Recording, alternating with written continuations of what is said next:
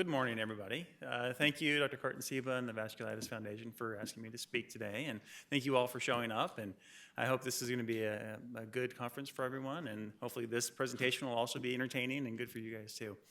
The main goal of my presentation really is to try to demystify a lot of the airway involvements and airway management that we see in patients that have different vasculitis disorders.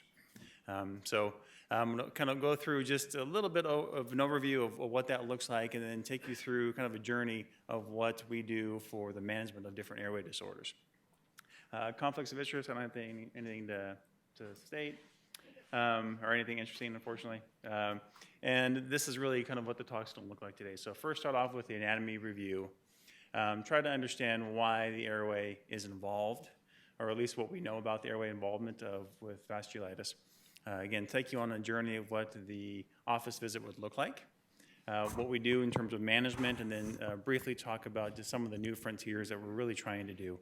Because we've gotten to the point now where airway involvement in vasculitis is not as much of a life-threatening as it is more of a quality of life type of an issue for people. And so what we're trying to do even to make that even a better quality of life.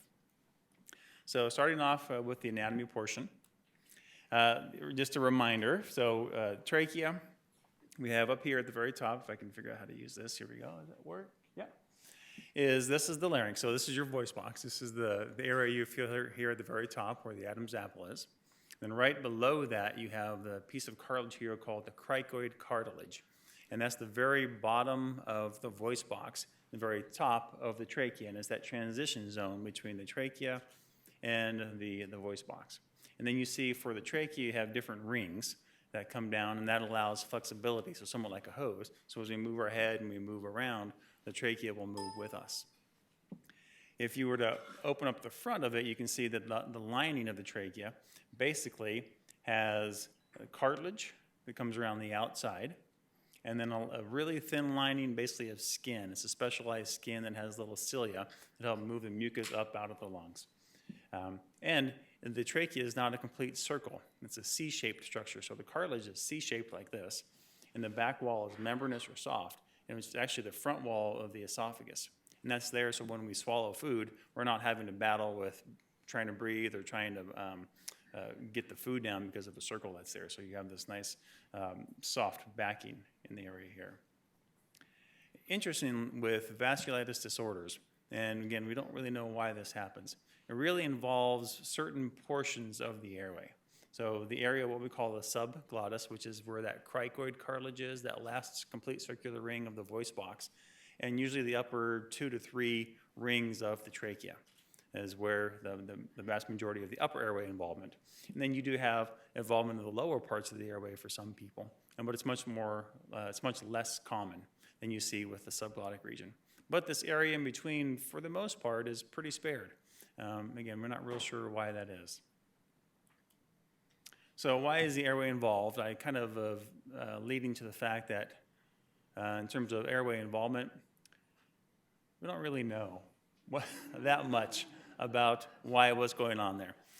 We know there's got to be something special about those portions of the trachea and the subglottis area and then the lower areas, and why there's that kind of skipped area where it's not as involved. The things that we do know, obviously, is that there is a hypersensitivity reaction that leads to this inflammation of the vessels in those kind of small to medium blood vessels in that area. Like I mentioned before, it's in those two specialized areas. And there's about a 16 to 25% incidence of patients that have GPA or some other vasculitis to have an airway involvement. So it's not everybody, and we don't know, again, why some people get it and some people don't. And only about 6% in that lower part of the airway. For some people, airway involvement is the only manifestation they have of their vasculitis disorder. And most patients are ANCA positive. There's also a subset of people that are ANCA negative. So there's a wide variety of clinical presentation that we see when patients initially present to us with difficulty breathing. And that's usually what they come to see us for. We do know that there are possible associations. Really, these are not causative, but they do tend to perpetuate the problem a little bit more. and can make things a little worse. And so if you have reflux, acid problems, acid that comes over and irritates the larynx or the trachea can potentially perpetuate some of these issues. Hormonal influences in both men and women can affect how your body responds to the inflammation that's there. Obviously, if you have some sort of upper respiratory infection, that can cause also more inflammation and irritation in that area. Coughing, and this is one of the kind of dominant hypotheses on why maybe the upper part of the airway is so involved, is if you have a stable voice box here, that's a complete ring, like I mentioned, and then a relatively mobile trachea. When you cough, what happens is your diaphragm is pushing air up to your lungs. It's actually making your trachea elevate, but your larynx doesn't really move very much. And so at that juncture point, you're going to get constant trauma there if you tend to cough a lot. And so that's one of the ideas is maybe through coughing, that's what causes some of the initial inflammation and irritation that leads to that then hypersensitivity reaction that perpetuates that. But there's no way that anybody's really proven that yet, but just a thought. And then also, obviously, all other autoimmune disorders that can go along with that will add to the hypersensitivity. So this is what your larynx looks like.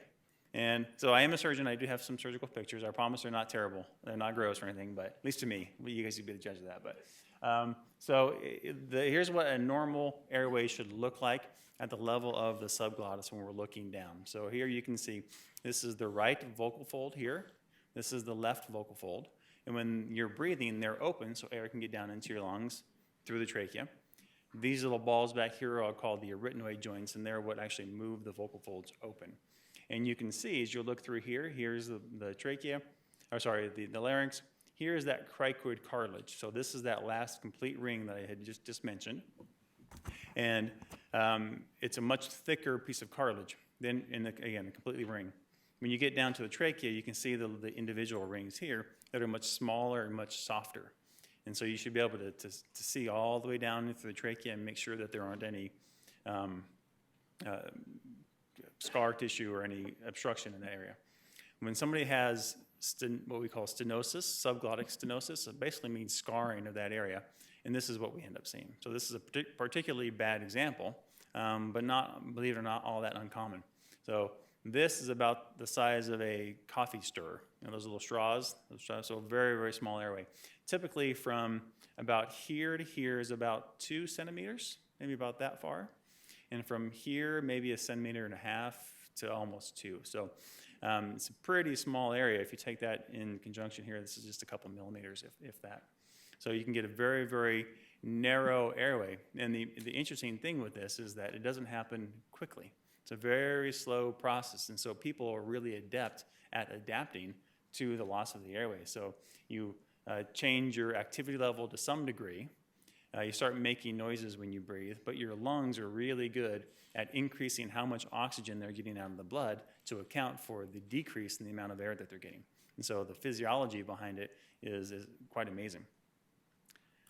Okay, so that's the airway portion. You get an idea of kind of what the stenosis looks like. How about the office visit? What does that look like? If for some reason you guys had to come and see us, what would you expect? So this is what we look at, essentially, is we're trying to figure out, is there any precipitating or initiating factor that causes that scarring and causes that problem in your airway? Where you have some trauma in that area? Do you cough a lot? Did you ever have a breathing tube that went down there? Or is it strictly associated with the vasculitis? And then we put a scope down your nose. It sounds worse than it is, I promise. And we numb up your nose and spray up your nose, and everything gets numb. And then we can put a scope down there, and we can take a look just at that view that we saw. We can take a look and see what your larynx looks like, how your vocal folds are moving. We can take a look down actually in through the trachea. We can give you enough numbing medication. We can look all the way down into your lungs, so we can look on either side. Just in the office, and believe it or not, you're watching it on a TV screen behind me, and you can see everything at the same time. And we're looking for both structural problems, so is there scar tissue there? Is there something growing in the airway that's maybe causing your problems breathing? Or is there something functional? Are the cartilages in the trachea, are they weak, and do they collapse in when you take a breath? So is there something structural or functional going on?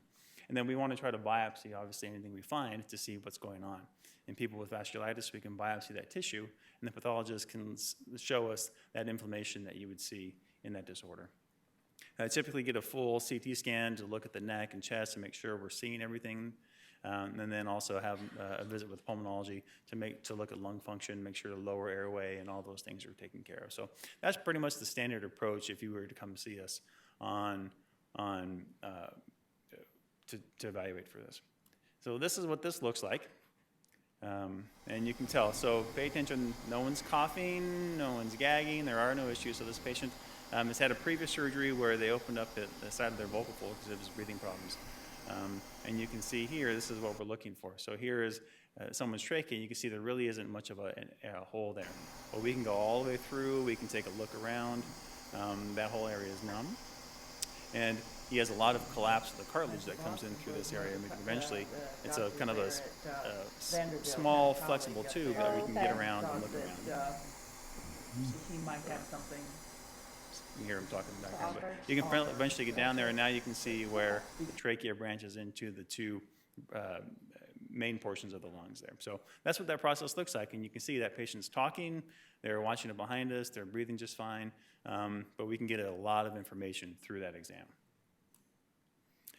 From a diagnostic standpoint, one of the things I like about airway issues is I can kind of break them down into relatively straightforward things. So typically you're either going to see some scar of that lining, the inside of the skin, right? Part of that's what's causing inflammation.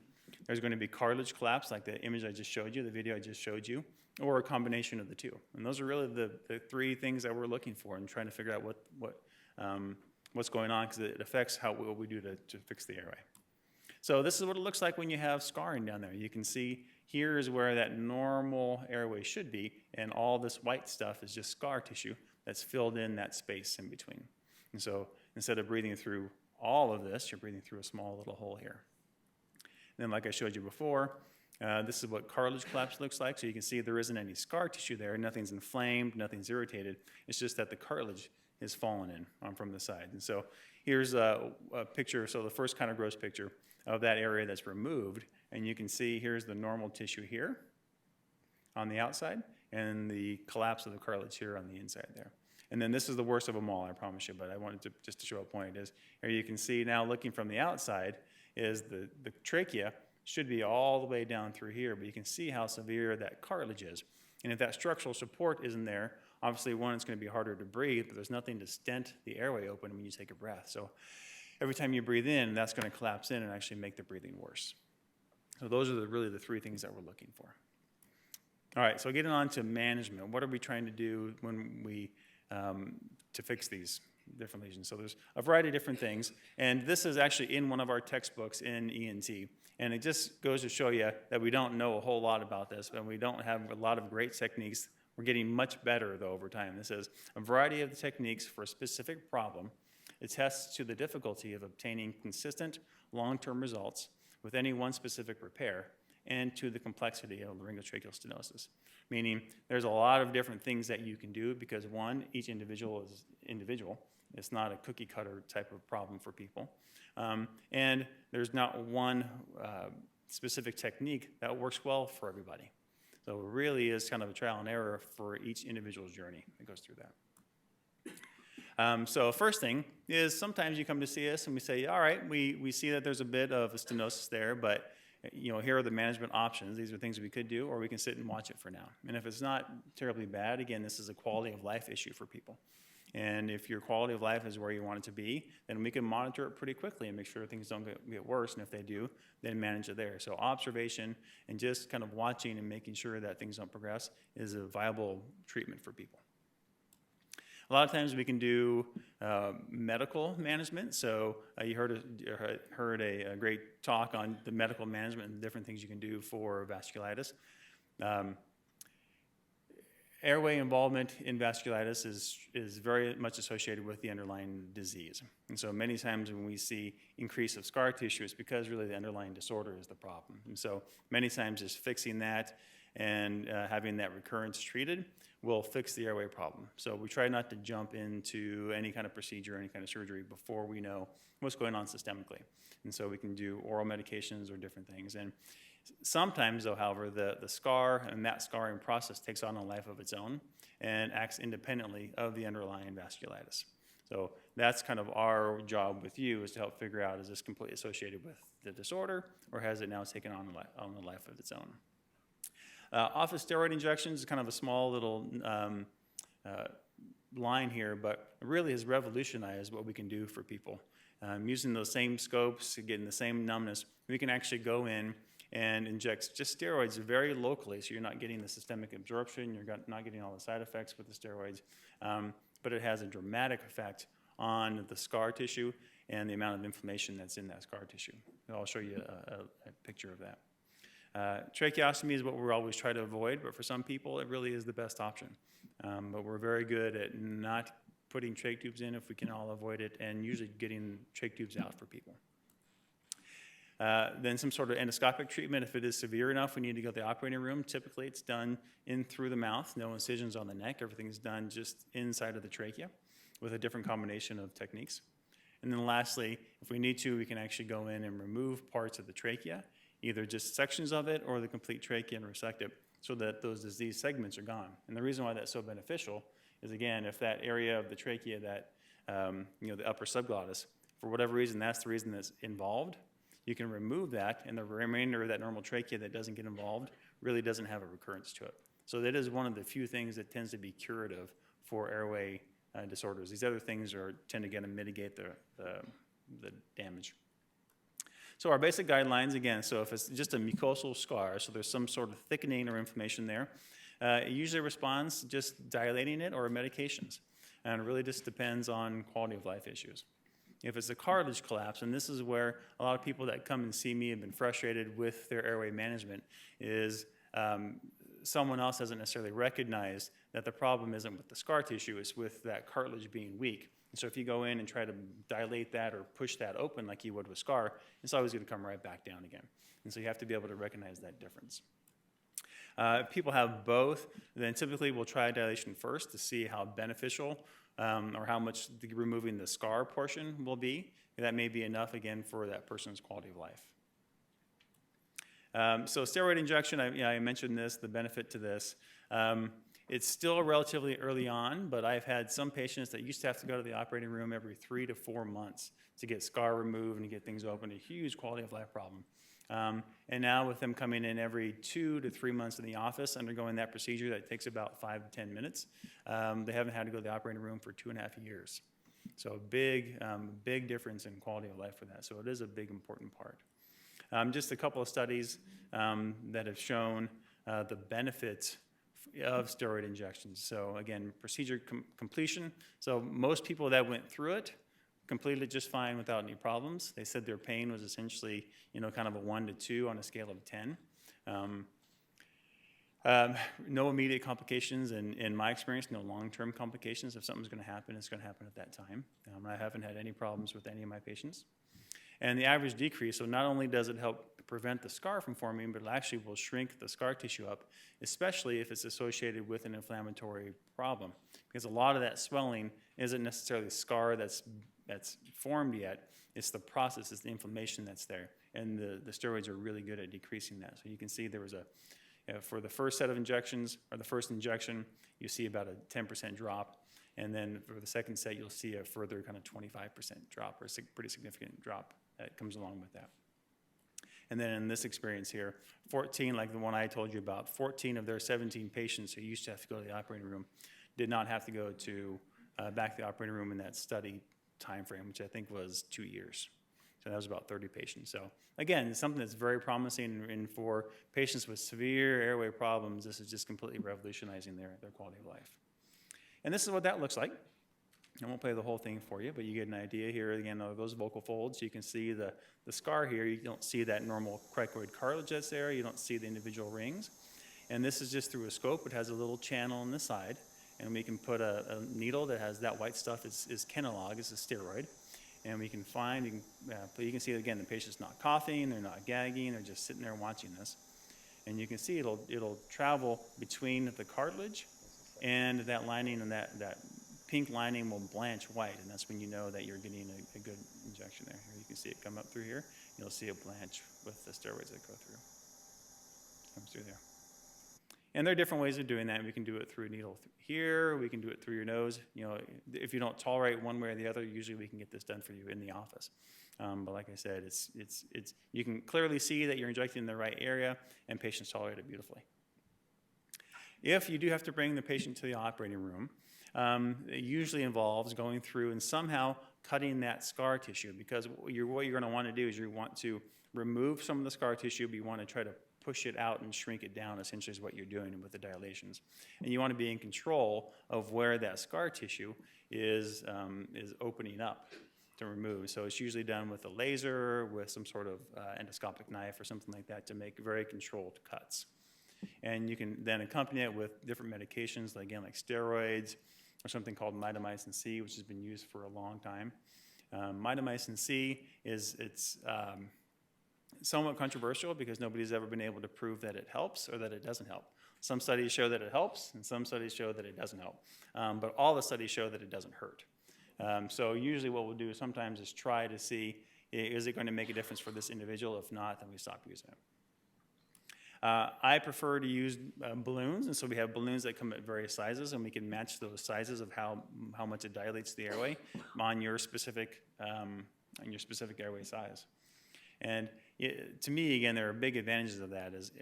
The other option is to use a increasingly enlarging tube that you go down that stretches that area out. The problem with that is that you're dilating all the other tissue around it, and you don't have a lot of specificity on exactly where you're going to get that dilation. So you're potentially damaging tissue that wasn't previously damaged, and so you can get those balloons in the right spot. And in some instances, you can actually even do that in the office.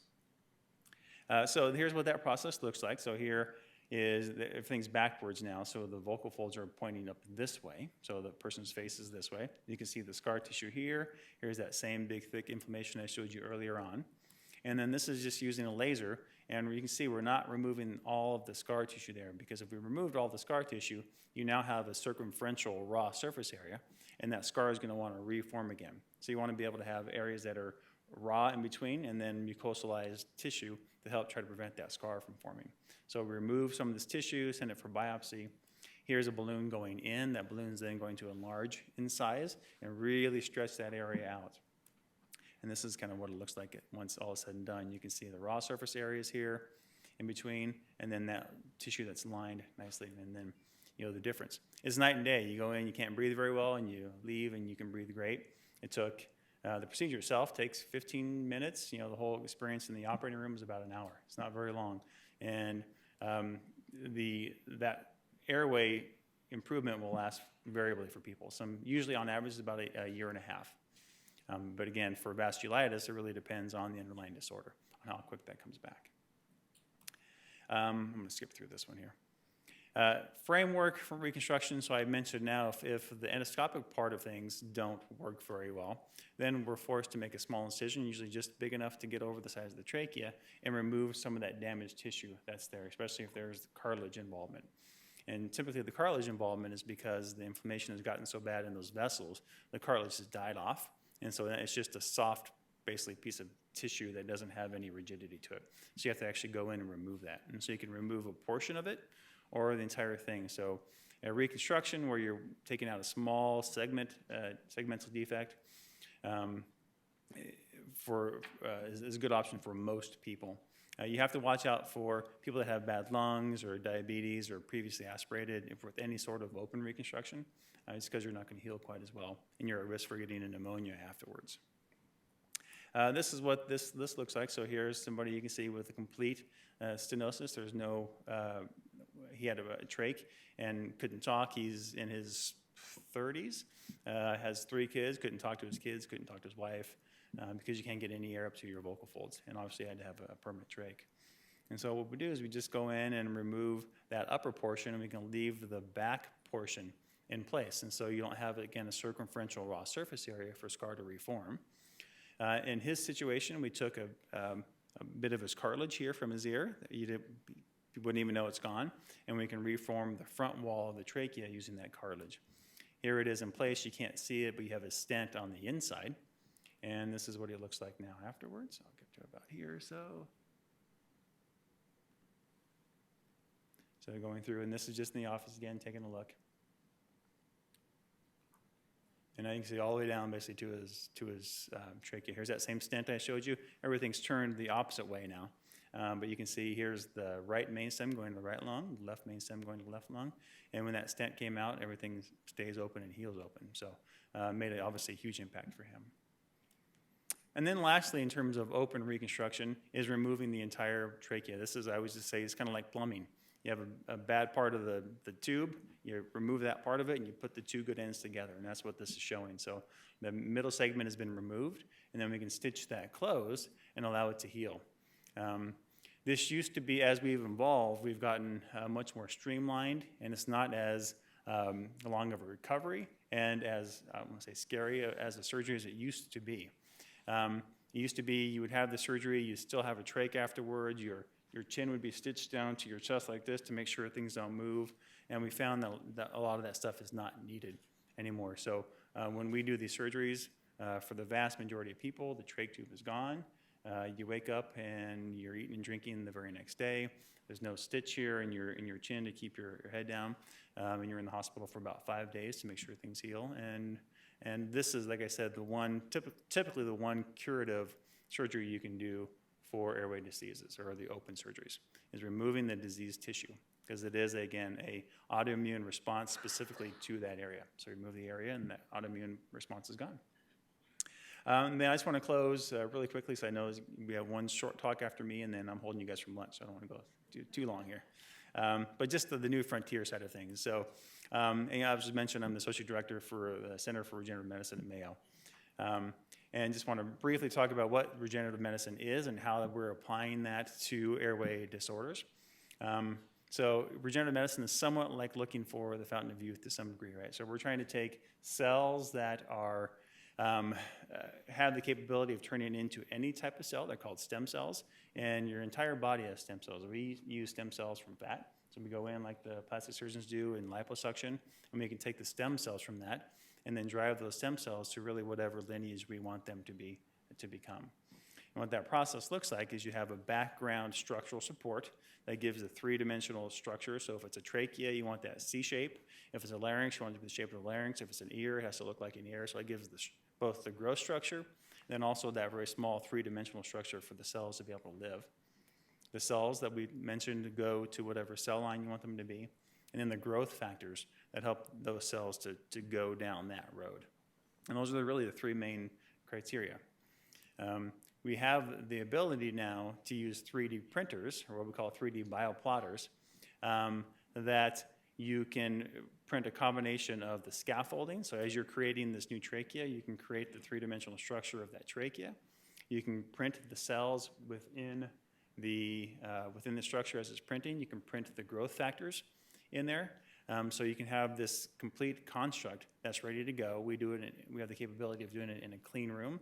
So once that structure is printed, you can actually take that directly to your surgery and implant it into the patient. Here's just the process. I didn't make a slide specifically for the trachea. Here it is for the larynx, but it's the same concept. So we take a CT scan, your CT scan, so we know exactly the size of your trachea or whatever it is that we are reconstructing. And we can segment that out, meaning we get find the portions of that CT scan that we want to use. This is a patient that has a large tumor in the back of the voice box. So we can use that as a model. So if we sat down, I would have a model of your trachea showing you where that diseased area is, kind of walk you through what that surgery would look like. You'd understand what parts we're removing. And then I'd have a model of what the new implant would look like and how that fits on top of it. So we can print off the model and design the scaffold based off of what you want. And then you can actually make the model either by directly printing it or by making a mold that you then shape as kind of a flat scaffold too. And so using that second kind of that molding technique, I'll just want to show you the one time, this is my last slide here, of kind of what this looks like. So here is that mold we've created specifically based off of patient's trachea on their size. And once that's molded, here is a flat, it's a polyethylene scaffold that we use to create that, and we can mold that and get that in that individual shape. And then you can add cells to it, you can add cells within it, the growth factors and everything that you need.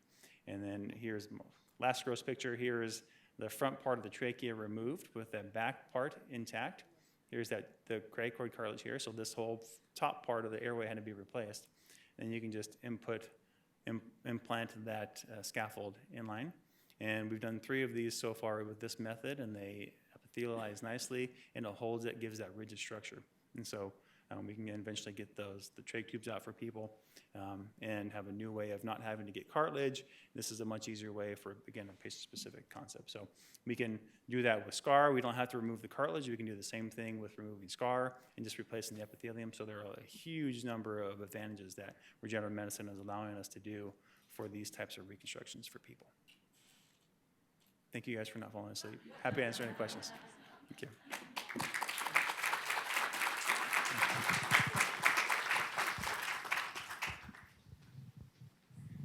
Any questions? Yes. GPA, and she has gone and had the trachea opened and widened in the office and then also in surgery. My curiosity is, does she have, what do you call it?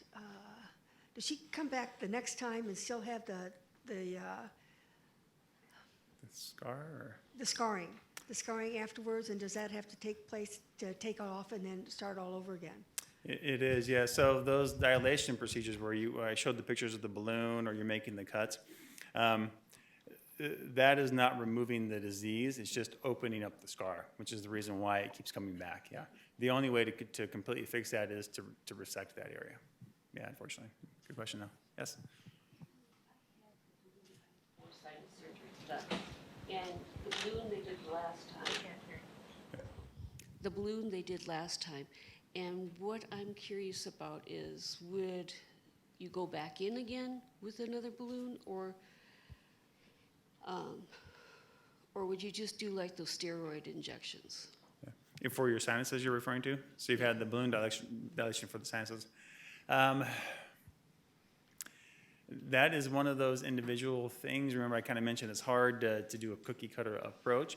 The benefit of the balloons in the sinuses is that you're not causing more scarring and more inflammation in there. So you go in and use the balloons, and it dilates the opening of the sinuses so you can get all the mucus and stuff in there to clear out better. If your specific situation is that opening is too tight, then you may need to continue to do the balloon dilations or just kind of a full surgery to open up the bone there. If the problem is that opening is wide enough, but you have such severe swelling of the lining of your sinuses that you still can't get things out, that's where the steroids would benefit. The balloon won't do much for that part of it. So it depends, and that's where CT scans will kind of help determine how big, it's called the ostium, how big that opening is, and then how much swelling you have. Yeah. That was a good politician answer. I didn't give you any answer there. It was really good. Right. Thank you all. Appreciate it.